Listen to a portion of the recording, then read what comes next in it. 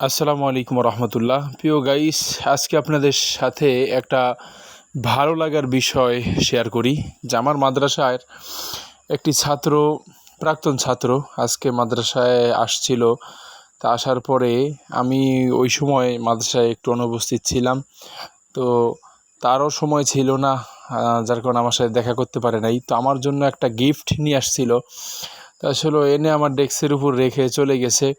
তা আমি ওটা পরে খুলছি, খোলার পরে দেখি যে এটার মধ্যে একটা ঘড়ি। আসলে ভালো লাগার বিষয় হচ্ছে যে প্রাক্তন ছাত্ররা যখন মাদ্রাসায় আসে তখন এমনিতেই ভালো লাগে, খুবই নিজের কাছে খুব গর্ববোধ মনে হয়। তা আলহামদুলিল্লাহ, তারপরে একটি গিফট নিয়ে আসছে। আসলে শুক্রিয়া আল্লাহ তাআলার দরবারে।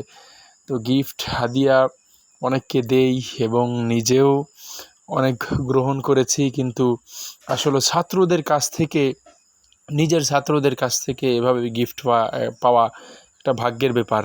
শুক্রিয়া।